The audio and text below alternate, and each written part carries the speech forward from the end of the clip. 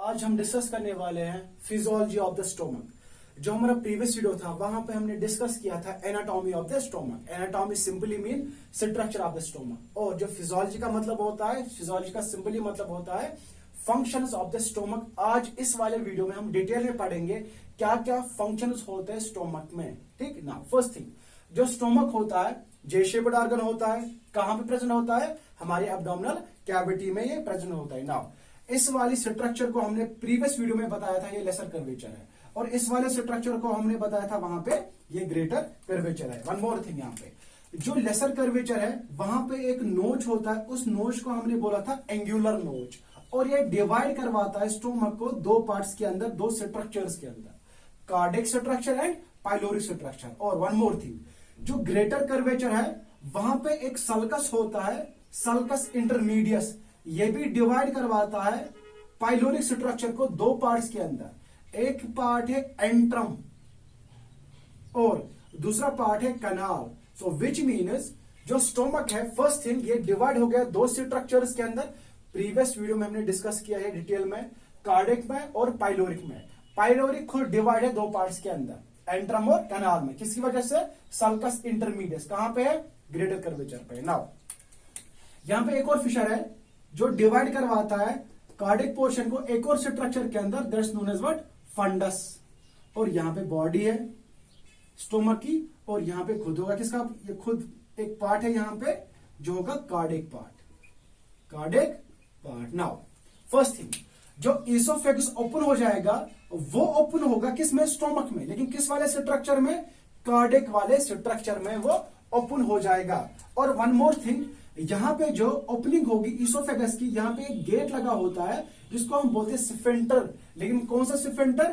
Cardiac सिफिंटर, cardiac सिफिंटर।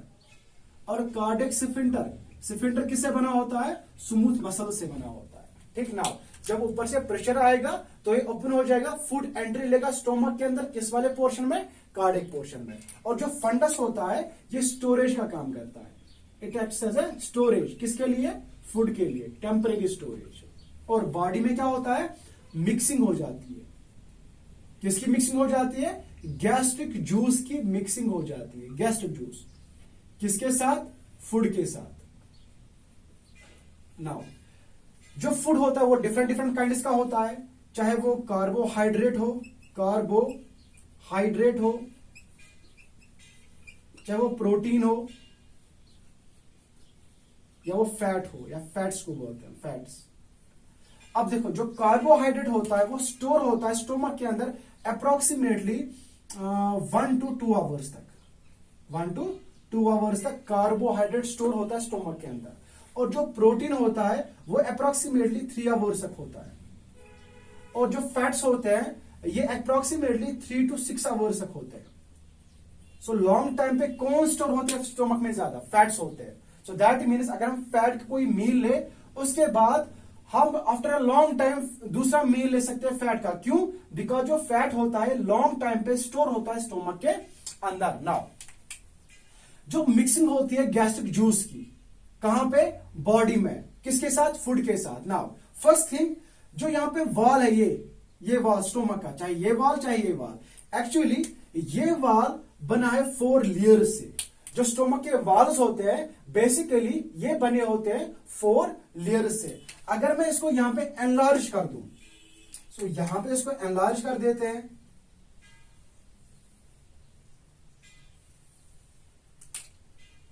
ये portion ही है। ठीक है। नाउ जो आउटर लेयर होगी उसको हम बोलते हैं serosa, serosa. So that means जो स्टोमक की आउटर लेयर होगी, इस वॉल में जो आउटर लेयर होगी उसका नाम क्या होगा? सेरोसा। उसके बाद जो नेक्स्ट लेयर होगी उसका नाम है मस्क्यूलैरिस। उसका नाम क्या है? मस्क्यूलैरिस। और मस्क्यूलैरिस खुद बना है 3 लेयर से। जो मस्क्यूलैरिस है ये खुद बना है 3 लेयर से। Number first is what? Number first is longitudinal muscular layer, longitudinal muscular layer, muscular layer. अब नाउ उसके बाद circular layer, circular muscularis layer.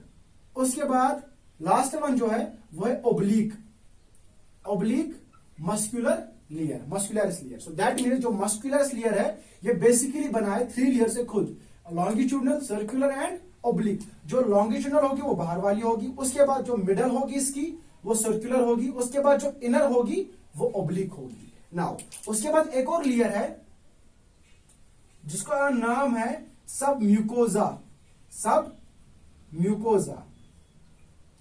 3 layers हो गई, कौन कौन सी? सेरोसा, मस्कुलरिस और सब म्यूकोजा। और उसके बाद अनदर लेयर है, लास्ट वाला लेयर, उसका नाम है म्यूकोजा।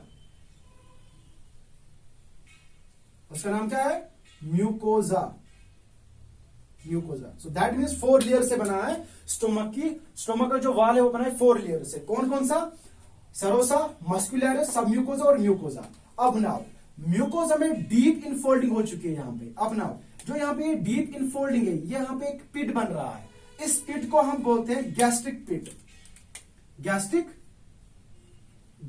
पिट्स, गैस्ट्रिक पिट्स। बहुत सारे पिट्स है गैस्ट्रिक पिट्स, और इन्हीं गैस्ट्रिक पिट्स में एम्बेडेड होते हैं what? Gastric glands, gastric glands, जिनका फंक्शन होता है, जिनका काम होता है सिक्रीट करना, प्रोड्यूस करना gastric juice, gastric juice. So that means जो म्यूकोजा की लाइनिंग है उसकी डीप इनफोल्डिंग हो गई है, और यहां पे एक पिट बन रहा है, that's known as what? Gastric pits. और गैस्ट्रिक पिट्स में क्या होता है? गैस्ट्रिक ग्लैंड्स होते हैं जो सिक्रेट करवाते हैं गैस्ट्रिक जूस, और this portion is known as what? इस पोर्शन को बोलते हैं ल्यूमिन। सो दैट मीन्स जो यहां पे लाइनिंग, जो वाल है यहां पे, जो इनर लाइनिंग होगी वो होगी म्यूकोजा की, और उसके बाद ये क्या कहलाएगा? ये कहलाएगा ल्यूमिन। जो भी सिक्रेट होगा किससे? जो भी सिक्रेट होगा म्यूकोजा से। म्यूकोजा में क्या है? गैस्ट्रिक ग्लैंड्स है। अब वो कहां की ओर जाएंगे? वो जाएंगे ल्यूमेन की ओर। वो कहां की ओर जाएंगे? वो जाएंगे ल्यूमेन की ओर। अब इस डायग्राम को हम और एनग्राफ करेंगे और समझेंगे कौन कौन सी सेल्स होती है इस गैस्ट्रिक पिट्स में एम्बेडेड, जो कहलाती है गैस्ट्रिक ग्लैंड्स और जो प्रोड्यूस करती है गैस्ट्रिक जूस। ओके,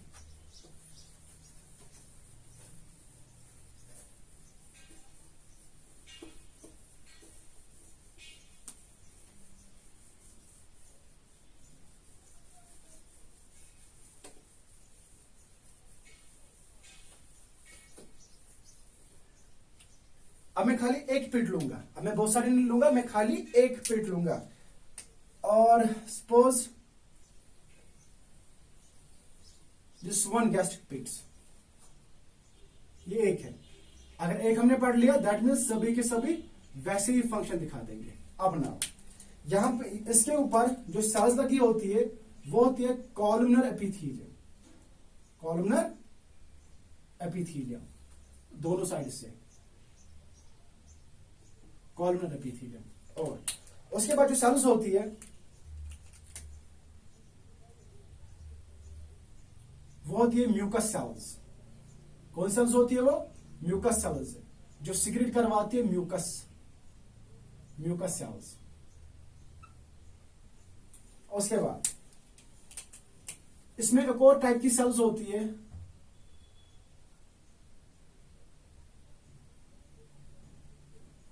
दोनों साइड होंगी ये, जिनका नाम है पैराइटल सेल्स।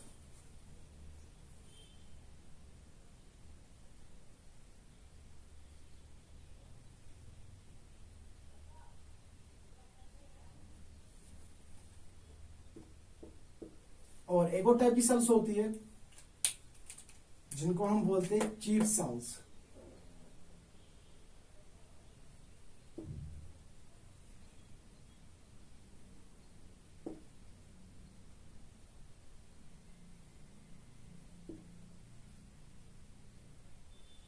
Chief cells. और यहां पे कुछ और टाइप्स की सेल्स होती है,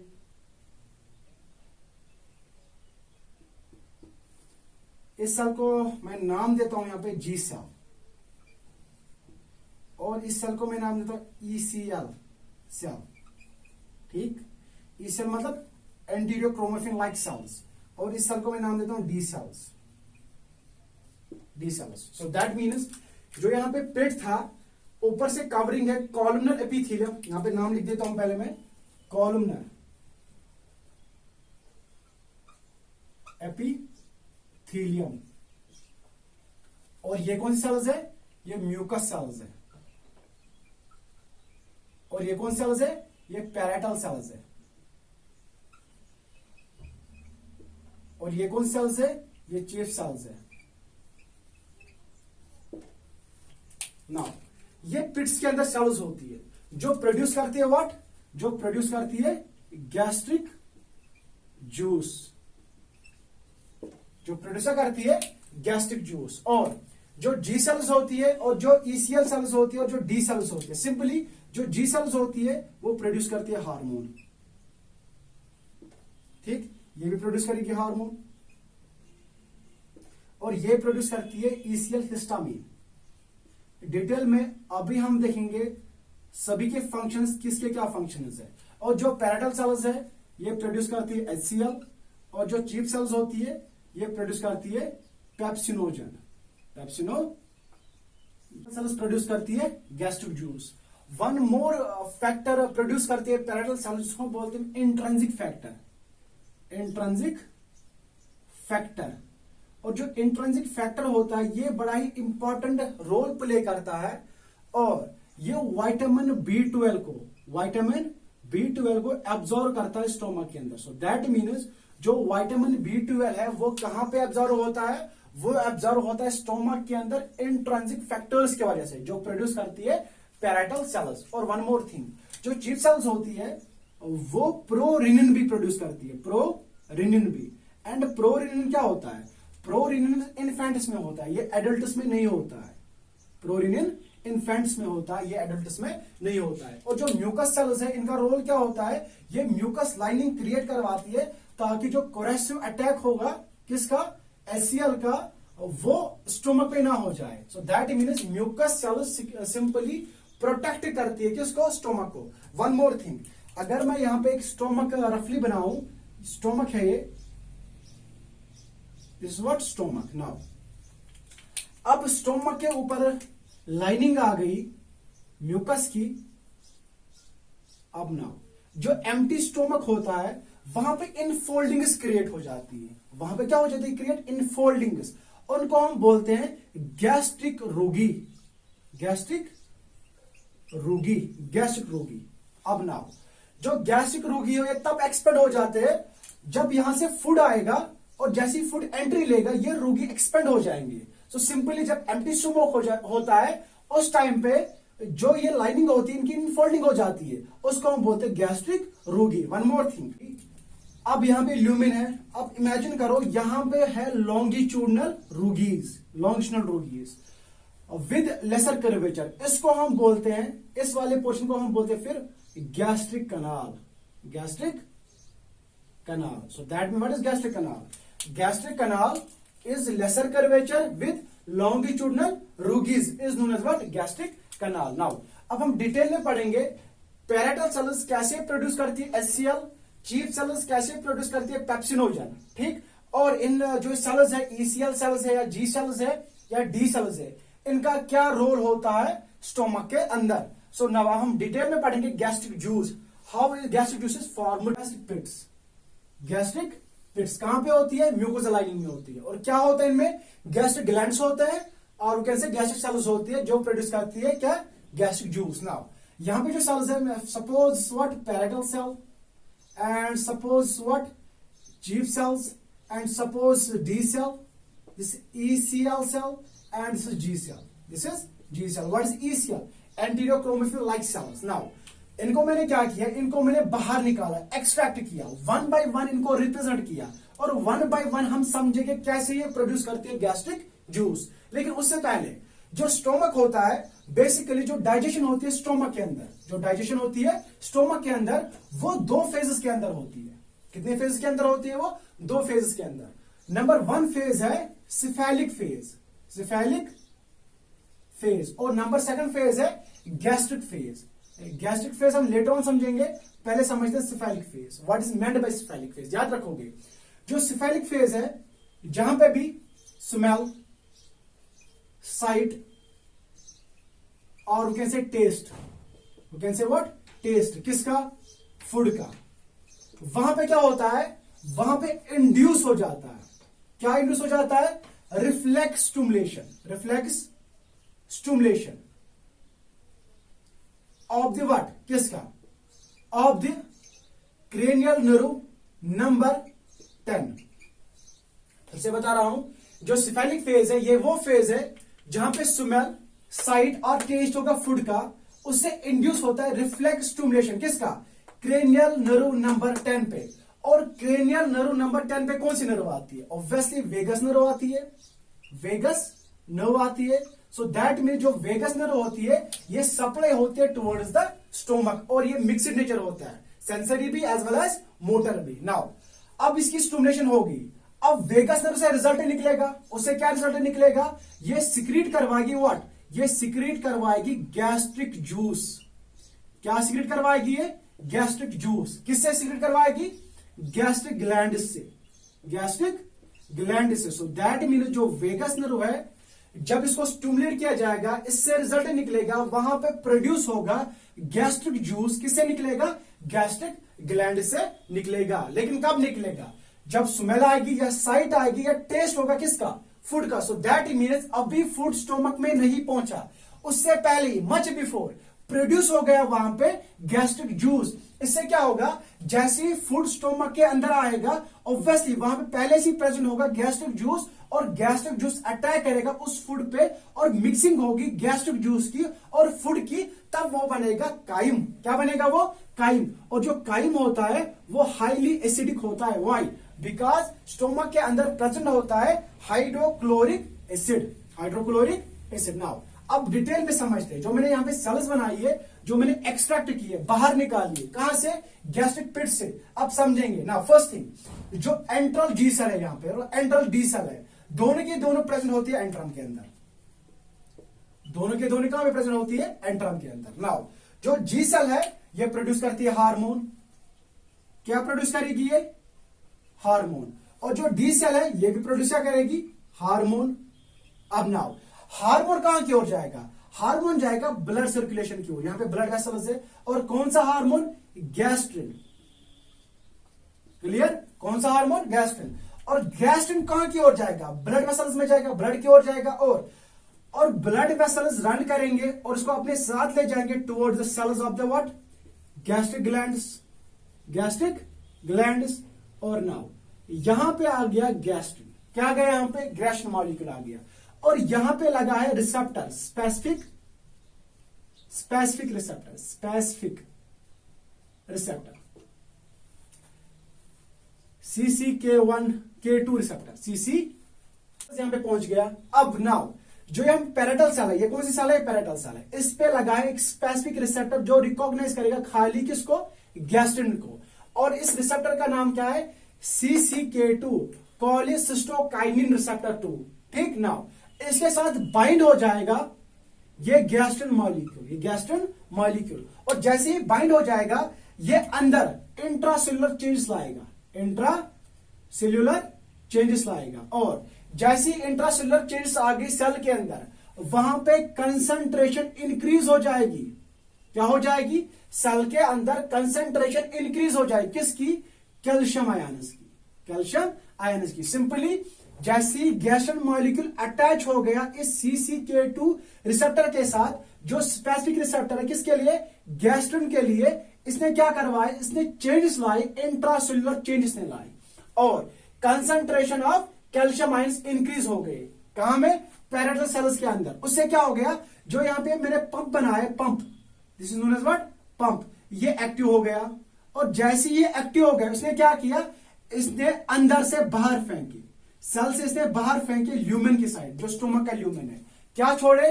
protons, lot of protons, lot of protons. और लेटर ऑन यही प्रोटॉन्स क्या बनाएंगे? Hydrochloric acid. सो सिंपली जैसे जी सेल्स ने सिक्रेट किया अपना हार्मोन गैस्ट्रिन, वो ब्लड सर्कुलेशन के थ्रू चला गया पैरेटल सेल्स के पास और बाइंड हो गया अपने रिसेप्टर के साथ CCK2।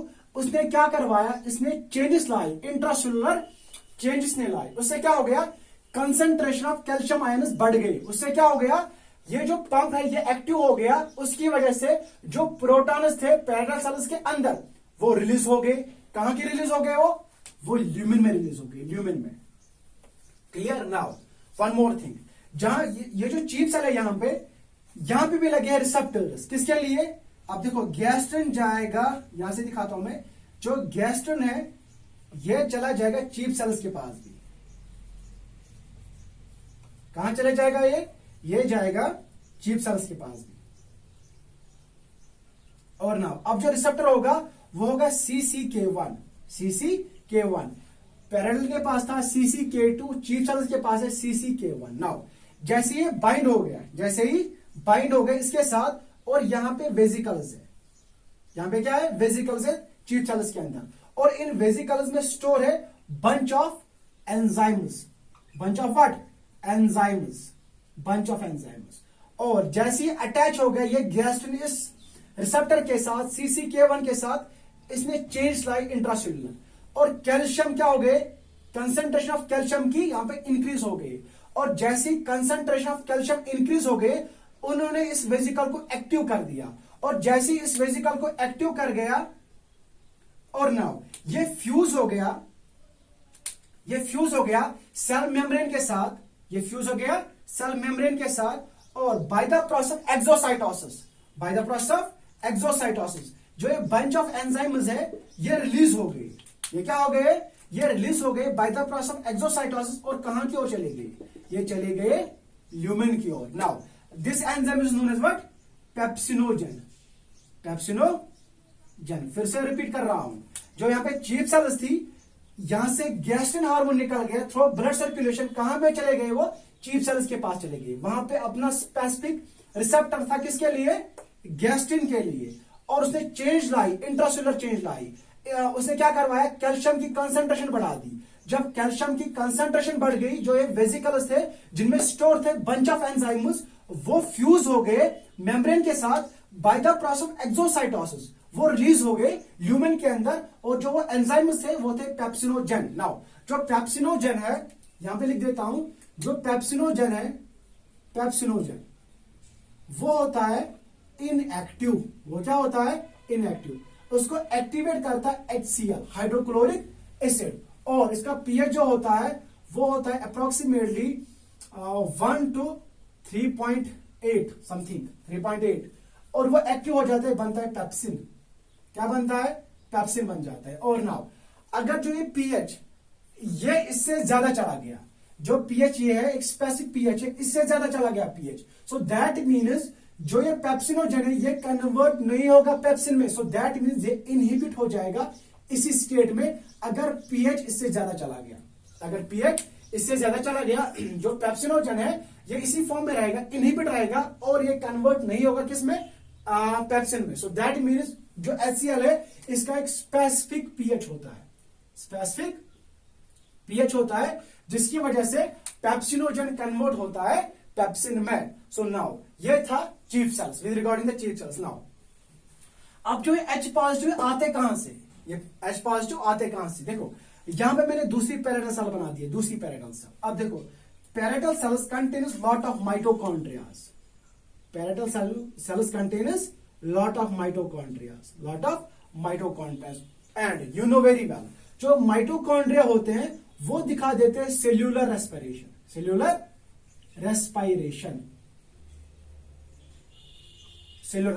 दैट मीन्स यहां पे रेस्पिरेशन होगी, और जो बाई प्रोडक्ट होगा वो कार्बन डाइऑक्साइड प्लस वाटर होगा, ठीक। और जब ये मिलेंगे क्या बनाएंगे? ये बनाएंगे कार्बोनिक एसिड। नाउ जब ये कार्बोनिक एसिड स्प्लिट हो जाएगा, किसमें हो जाएगा? H positive plus HCO3 carbonate में स्प्लिट हो जाएगा, और जो ये H पॉजिटिव है ये कहां की ओर जाएगा? ये ल्यूमेन की ओर जाएगा। वन मोर थिंग हियर, अब नाउ जो है कार्बोनेट है, अब नाउ ये बाहर जाएगा, यहां पे स्मॉल ब्लड वेसल होगी, गैस्ट्रिक वेसल हम बोलते हैं, ब्लड वेसल उसको बोलेंगे। नाउ ये इसी में चला जाएगा, ठीक। HCO3 कार्बोनेट इसी में चला जाएगा, HCO3। So that means negative चला गया तो नेगेटिव को आना पड़ेगा। अगर सेल के बाहर कौन चला गया? सेल के बाहर चला गया नेगेटिव। सेल के बाहर कौन चला गया? सेल के बाहर चला गया negative. So that means negative ion को वापस आना पड़ेगा।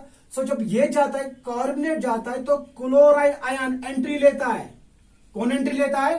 पैरेटल सेल के अंदर क्लोराइड आयन एंट्री लेता है और क्लोराइड आयन डायरेक्टली कहां की ओर जाता है? ल्यूमिन की ओर जाता है। नाउ दिस H पॉजिटिव और Cl negative makes HCl, hydrochloric acid, hydrochloric acid. Now one more thing, जो ये पंप है, ये वाला पंप, इसको हम बोलते हैं, यहां पे लिख देता हूं मैं, proton potassium pump, proton potassium pump, यहां सिंपली से हाइड्रोजन पोटेशियम पंप। अब देखो ये वाला पंप है, देखो क्या हो रहा है, यहां पे एक पंप होगा जिसको हम बोलते हैं sodium potassium pump, sodium potassium pump. Simply 3 sodium बाहर जाएंगे आउटसाइड द सेल और 2 पोटेशियम इनसाइड द सेल जाएंगे with the help of ATP, with the help of ATP. So that means जो यहां पे पोटेशियम होंगे वो डायरेक्टली कहां की ओर जाएंगे? वो डायरेक्टली जाएंगे ल्यूमेन की ओर। कहां की ओर जाएंगे? ल्यूमेन की ओर। और जैसे वो ल्यूमेन की ओर जाएंगे, सो जो ये पंप है और जब गैस्ट्रिन, यहां पे गैस्ट्रिन हार्मोन आएगा, वो एक्टिवेट करेगा, इंट्रासेलुलर चेंजेस लाएगा, सेल के अंदर कैल्शियम लेवल बढ़ेगा सेल के अंदर और पंप क्या हो जाएगा? एक्टिव हो जाएगा। और जैसे ये पंप एक्टिव होगा तो ये क्या करेगा? तो सिंपल सा मतलब है, अंदर क्या बन रहे हैं? अंदर बन रहे H positive, so that means ये बाहर फेंकेगा, ये बाहर फेंकेगा प्रोटॉन्स को और अंदर किसको लेगा? और ये अंदर लेगा पोटेशियम को। जो डायरेक्टली पोटेशियम यहां से आ रहे हैं वो डायरेक्टली ह्यूमन की ओर जा रहे हैं और बाय दिस पंप, ये इस पंप को मदद कर रहा है, ये पोटेशियम को इन्वर्ट कर रहा है और हाइड्रोजन पॉजिटिव आयन को आउटवर्ड कर रहा है और इस तरह बनता है HCl। नाउ अब कंडीशन क्या होगी? अगर ल्यूमिन के अंदर एक्यूमुलेट हो गए lot of protons, lot of H positive ion accumulate हो गए ल्यूमिन के अंदर, तो क्या होता है? जो डी सेल्स होता है, डी सेल्स से एक हार्मोन निकलता है और उसको निकलते हैं सोमेटास्टैटिन, सोमेटास्टैटिन। ये रिलीज होता है इन द ब्लड वेसल्स और नाउ जैसे ये रिलीज हो गया ब्लड वेसल्स में, ये कहां की ओर जाएगा? ये जाता है जी सेल्स में और जो ये रिसेप्टर होता है ये होता है SST, सोमेटास्टैटिन रिसेप्टर, आर लिख देता हूं यहां पे, ठीक। इससे बाइंड हो जाता है सोमेटास्टैटिन और ये इनहिबिट करता है जी सेल्स को ताकि वो गैस्ट्रिन ना छोड़े। अगर वो गैस्ट्रिन नहीं छोड़ेगा तो ये प्रोसेस नहीं होगी, अगर ये प्रोसेस नहीं होगी सो दैट मीन्स इनहिबिशन होगा प्रोटॉन्स का, तो इस तरह बंद हो जाता है, ठीक। वन मोर थिंग, अब नाउ जो मैंने अभी बोला था क्रेनियल नर्व नंबर 10, उसका नाम है वेगस नर्व। उसका नाम क्या होता है? Vagus nerve. और वेगस नर्व क्या करता है? देखो फॉर एग्जांपल अगर कंसंट्रेशन बढ़ रही है H पॉजिटिव की ल्यूमेन के अंदर और फूड आ रहा है, फूड को चाहिए H पॉजिटिव, सो लेकिन ये इनहिबिट कर रहा है, इसको रोकना है, तो क्या होगा? जो वेगस नर्व है वो यहां पे अपने केमिकल छोड़ेंगे, एसिटाइल कोलिन, एसिटाइल कोलिन, और एसिटाइल कोलिन इसके साथ क्या होगा? अटैच होगा। जब एसिटाइल कोलिन इसके साथ अटैच होगा उसको हम बोलते हैं M3 रिसेप्टर्स, M3 रिसेप्टर्स। जब ये अटैच होगा ये नेगेटिव फीडबैक देगा। कौन सा फीडबैक देगा? ये यहां पे भी नेगेटिव फीडबैक है, ठीक। ये नेगेटिव फीडबैक देगा, दैट मीन सिंपली ये इनहिबिट करेगा, किसको इनहिबिट करेगा? सोमेटोस्टैटिन को ये इनहिबिट करेगा, डी सेल से नहीं निकलेगा सोमेटोस्टैटिन। जब डी सेल से नहीं निकलेगा सोमेटोस्टैटिन ये इनहिबिट नहीं होगा। सेकंड थिंग, या तो इसी से निकलेगा गैस्ट्रिन, वो चला जाएगा कहां की ओर? वो जाएगा डी सेल्स के पास। कहां की ओर जाएगा? डी सेल्स के पास जाएगा और वो खुद ब खुद इसके साथ बाइंड हो जाएगा, ठीक। और इसका जो रिसेप्टर होगा वो होगा CCK2, CCK2। जब ये बाइंड हो जाएगा तो ये डी सेल्स को बोलेगा तो यहां पे नीड है H पॉजिटिव की, तो तुम सोमेटोस्टैटिन को मत छोड़ो। सो दैट मीन्स ये भी नेगेटिव फीडबैक है, ये सोमेटोस्टैटिन को सप्रेस कर देता है, ठीक। सेकंड कंडीशन, जो वेगस नर्व है ये कहां की ओर जाएगी? ये जाएगी जी सेल्स की ओर और ये रिलीज करवाएगी यहां पे क्या? ये यहां पे रिलीज करवाएगी एसिटाइल कोलिन, एसिटाइल कोलिन। और जब एसिटाइल कोलिन रिलीज हो गया सो दैट मीन्स यहां पे वो बाइंड हो जाएगा और वो देगा पॉजिटिव फीडबैक। क्या देगा यहां पे? Positive feedback. वो यहां पे डायरेक्टली रिलीज करवाएगा किसको?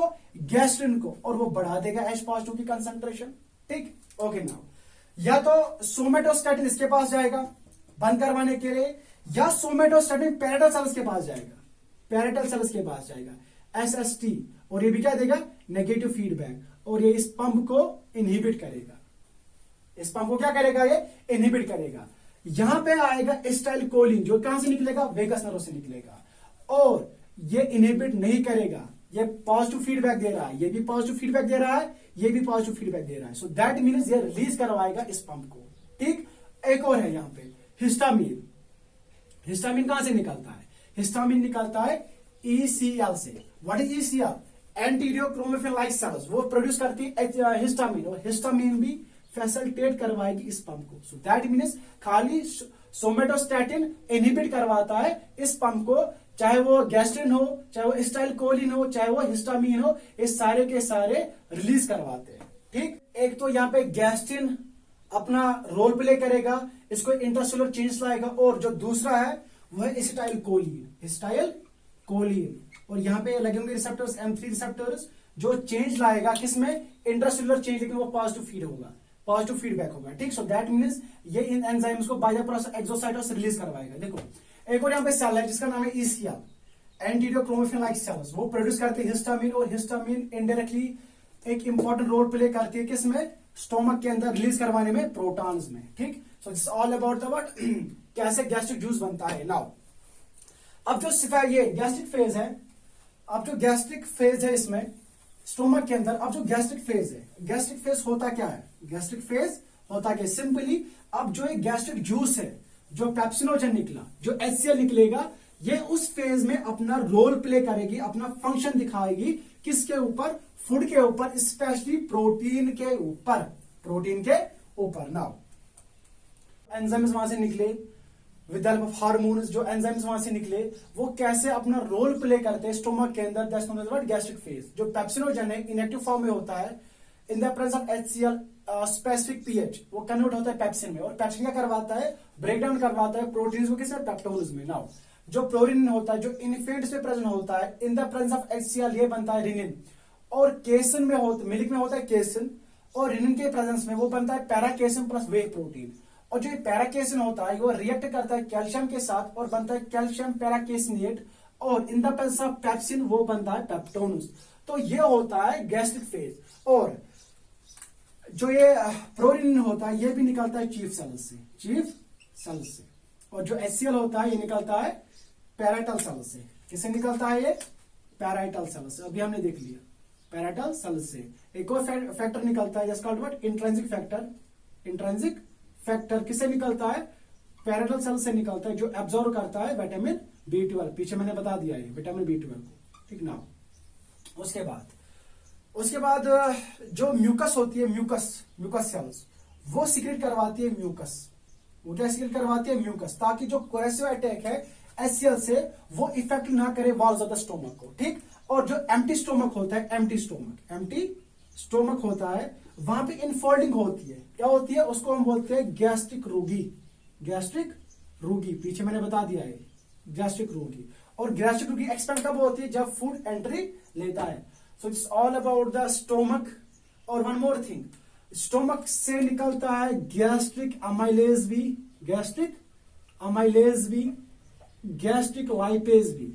लेकिन जो कंसेंट्रेशन होती है स्टोमक के अंदर वो हाईली एसिडिक होता है, हाईली एसिडिक होता है। सो उस हिसाब से जो गैस्ट्रिक अमाइलेज है और गैस्ट्रिक लाइपेज है ये अपना इफेक्ट उतना शो नहीं करती है। सो हम इनको बोलते हैं नेग्लिजिबल होती है, बड़ा ही कम रोल प्ले करती है स्टोमक के अंदर। तो दैट में जो कार्बोहाइड्रेट होता है बहुत ही कम डाइजेशन होता है स्टोमक के अंदर, और जो फैट्स होते हैं और बहुत ही कम डाइजेशन होती है फैट्स की भी। क्यों? बिकॉज जो स्टोमक होता है वो हाईली एसिडिक होता है। सो दैट्स वाई इनहिबिट हो जाते हैं और एक अपने इफेक्ट दिखाते हैं, लेकिन बहुत ही कम दिखाते हैं। उसको हम बोलते हैं नेग्लिजिबल मान सकते हैं, because of high presence of acidic nature in the stomach. So it's all about the physiology of the stomach, and I hope आपको समझ आया होगा। Thank you.